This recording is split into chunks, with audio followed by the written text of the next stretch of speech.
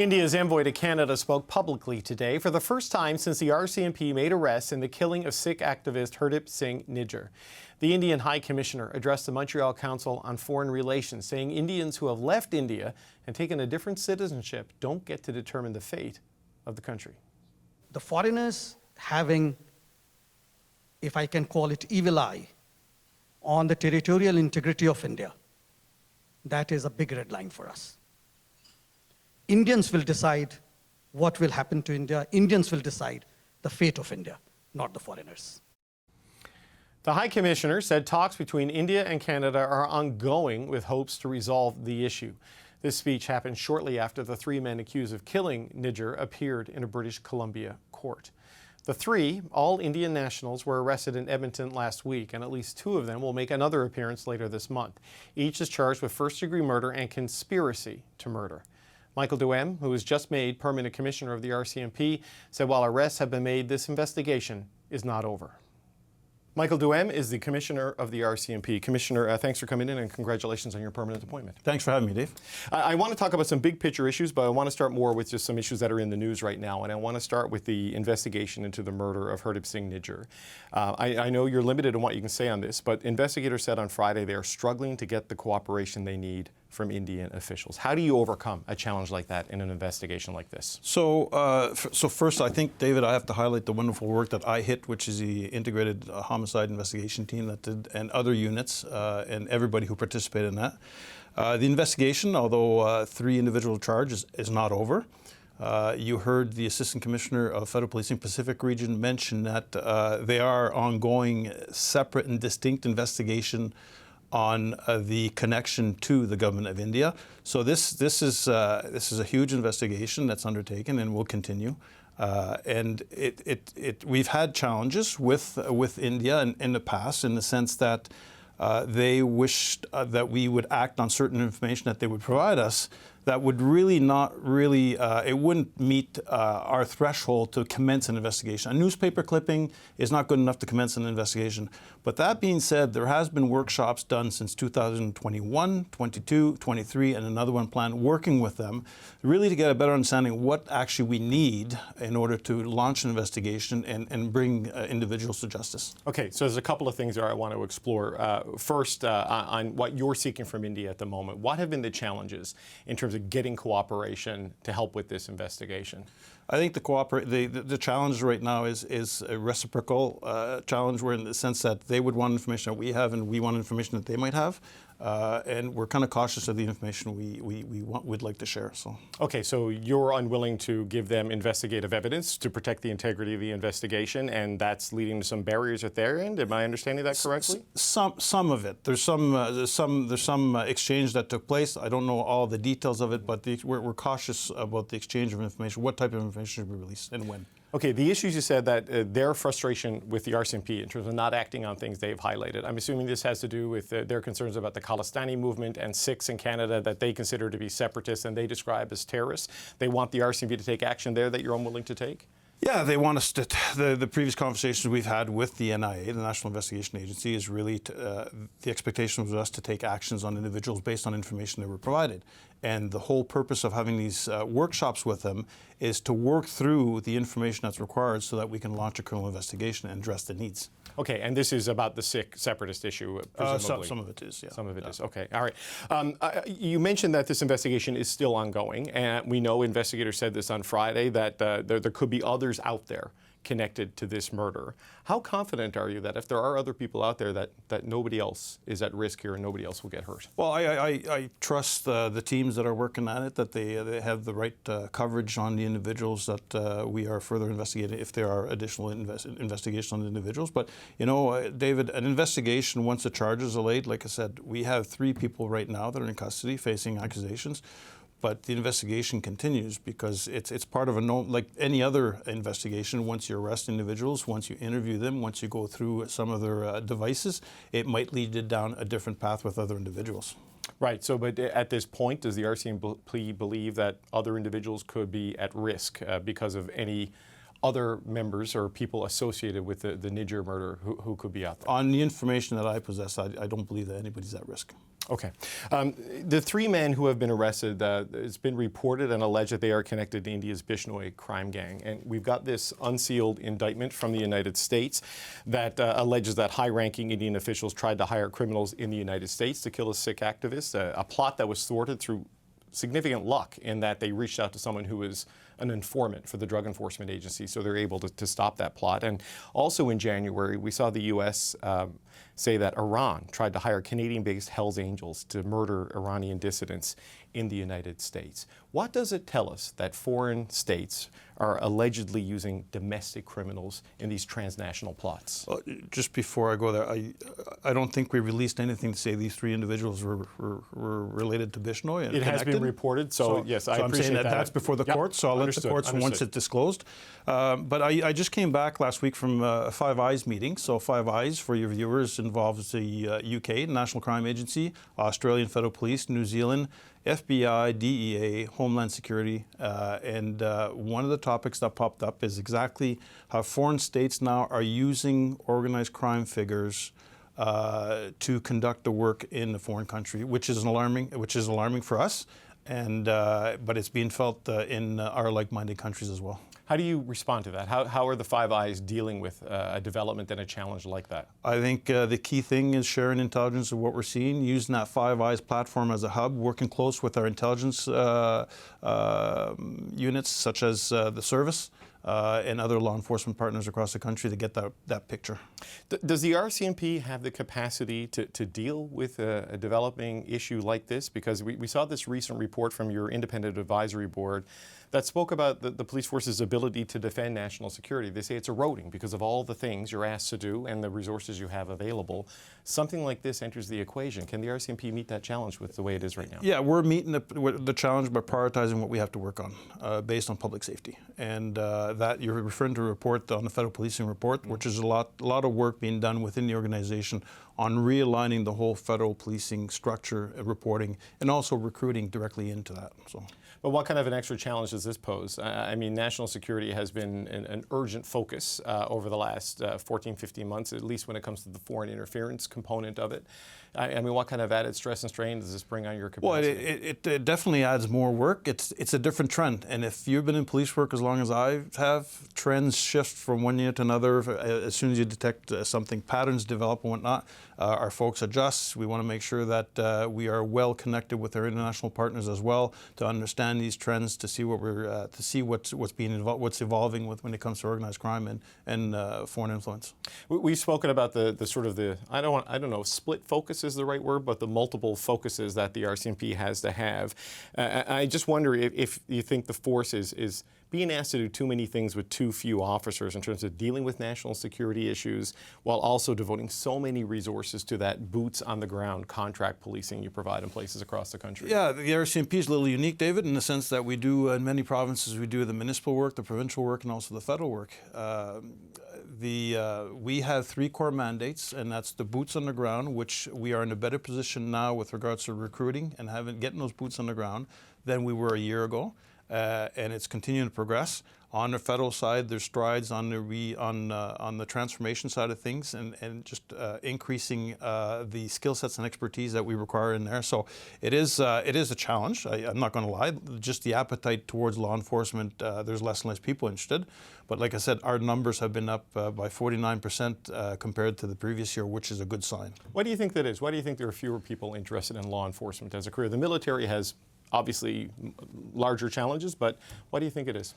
I don't know. We saw a slight decline after COVID. I don't know if it's people questioning their career choices, but like I said, when you're looking at recruiting, we've changed one policy in our recruiting model where people can pre-posting agreements and then could go home. Just that in itself increased. Like I said, this year we finished off with, in January, we finished off with 14,500 applicants. That's 49% higher than the previous year. And one of them is because people can go home and do policing work in their own community. That's interesting because when you look at everything you're responsible for as a force, national security, threats against politicians, which is expanding, extremism, organized crime, money laundering, cyber attacks, and then frontline policing services with every province and territory except Ontario and Quebec and about 150 municipalities, all with about, 19,000 officers? I mean, Is that broad a mandate sustainable, Commissioner? Yeah, I think, Dave, you look at it, you're right, it's 19,000 regular members. We're 30,000 people across the country, plus we have a footprint abroad. I've had a chance last year to travel across the country and meet the great people that make up this organization and come to work every day to want to make a difference. Our mandate is broad. We do have a responsibility to ensure public safety across the country in those three strata, if you want, municipal, provincial, and at the federal level. And we prioritize the resources according to the priority that exists. But the transformation in which we're going will put us in a position that we can find the right skill sets and experience and expertise to what we want, and not have a model where everybody actually has to go to depot. Depot does a real good job of preparing our folks for the frontline work, and we've been doing it for the last 150 years. But it's not made to respond to the federal demand and to the protective policing demand that we have as well. But when you prioritize one thing, you have to deprioritize another, unless your resources expand with the priorities. So what is it that you need to do less of as a police force? I think we have to review certain things that we've been doing because of habit. But I'll be honest with you, if you ask any police chief as to do you have enough resources, we never have enough resources because we want to do everything. But what would be something you've done as a habit as a police force that maybe you have to drop that habit? Well, if you look at years ago, federal policing, we were looking at the street level stuff or the provincial stuff. Federal policing should be focused on the international, how drugs are coming in, working with the international partners, which we've always done, but spend more focus on that. And some added responsibilities have to be downloaded to the province to look at the provincial level that's going on. It's not a federal policing responsibility when it's at the provincial level. You look at the province of Quebec and the province of Ontario, things are working well in the sense that the responsibilities are clearly laid out at the provincial level with Sûreté du Québec. Same thing with OPP, and when there's a federal component to it, the transnational aspect to it, the RCMP is engaged and we work jointly with them. So does that mean less contract policing in your future? I know in my experience growing up in Newfoundland, the constabulary was in St. John's, Corner Brook, and Labrador City, and the Mounties were the local police force everywhere else. Does that mean less of that sort of arrangement? Well, I started off in contract. I actually started off in New Minas, Nova Scotia and spent 7.5 years. And that is not a decision that rests with me. The contracts with the provinces and territories is a responsibility of public service. But like I said, we are committed to deliver on our three key mandates. When you look at the overall crime situation in the country right now, there's a big political and public focus on bail and sentencing. And we've seen, some of the Conservatives in particular saying they'll use the notwithstanding clause, for example, to reverse at least one Supreme Court decision when it comes to sentences for the worst killers. When you look at the overall crime challenges the RCMP and other police forces face, where does bail and sentencing fit into that picture? How much of a core driver is it of the crime challenges we see? I think that is a challenge. And if you recall the auto theft symposium, we had representatives from OPP in Toronto and different areas, from Montreal as well, where they were arresting an individual in the morning and that person was released in the afternoon. I think we really have to take a hard look. I think we welcome the bail reform. I think there's a harder look to look at the whole judicial process with these repeat offenders. But is it the core issue driving it, do you think? Is it one factor in it? I'm trying to, as a person who doesn't work in law enforcement, that doesn't work in criminal justice, I'm trying to situate it in the spectrum of the challenges that you face. I mean, is this a top-level problem for law enforcement right now? I'm not quite sure if I'd say it's top level, but it is an issue. Repeat offenders are an issue. And what I think, David, as well, is that you're seeing a lot of crime being committed that sometimes we don't have the right social structures in place to support these people. Right. And that's at the municipal, provincial, and federal level. It's law enforcement's often pointed that, okay, we're going to deal with it, and we're going to deal with it. But in reality, is some of the people that get to the point where they're charged, I think there's social issues or social programs that should be in place that can assist these folks. Okay, so that brings me to decriminalization, which I wanted to ask you about. Another enormous focus with what's happening in British Columbia, this tragedy playing out of an average of 6 deaths a day. Critics of decriminalization say this is responsible for the surge in deaths, even though 15 months prior to decriminalization and 15 months since, it's roughly the same statistically. We are seeing a spike in deaths in Alberta and in Saskatchewan where they do not have decriminalization. How do you view what's happening with the opioid deaths and the toxic drug supply deaths we're seeing. Is decriminalization the problem, or is it more complicated than that? Well, that's a decision where the province of British Columbia took and put in a pilot project, and as you know, they reversed some of that decision. On the situation we're facing is no different than what we're seeing in other parts of the world. Again, at my meeting last week with the DEA and FBI, they're seeing that in the States. It is a challenge for us to enforce. We've been successful in some of the clan labs with regards to fentanyl and methamphetamine, but the reality is it's challenging to stop all the precursors from coming into the country. CBSA is doing a good job. Our folks are going to do a good job, but there's so much coming in, and the precursors, when they come into the country, they're not illegal. It's once they're transformed, they become illegal. Right. So we have to look at ways that we can work with Health Canada and find other regulations that would tighten the imports of the types of substance that are used to do fentanyl. But you've kind of led me, I think, to where I want to get the clarity. It's what's in the drugs rather than the policy mix that is causing the deaths. Yep. I mean, is there any doubt in your mind on that? No, it's so cheap to make right now, and it's the stuff that's going in it, and it's how it's being used. Because it's so cheap, it's available, and instead of buying just one hit, you can buy 2 hits, which is concerning. So the policy mix you're talking about with Health Canada is to what, restrict the import of some of the precursors that are used to make the toxic drugs, perhaps, or put limits on that or greater controls on that? How would it work? There's been a fentanyl workshop ongoing for quite some years, but I think the community, as well as the international community, has to come together, because we know the precursors are coming from China. The DEA has been doing some good work with that. We are kind of lockstep with the DEA when it comes to precursors, but we have to work together. And I think what we should do is be looking at regulations, and if it's allowed to import this, is there an onus on the person who's important to say what it's going to be used for? Because pharmaceutical companies will use them, right? But if it's being imported for the wrong reasons, I think we should look at any regulations that can tighten up the fact that all these precursors are coming in. But in your conversations with the Five Eyes, I mean, the way the political conversation has gone in this country, and I realize I'm asking you to wade into politics, you may not be territory where you want to go. But the impression you're left with is that this is a British Columbia problem, and it really is much bigger than that.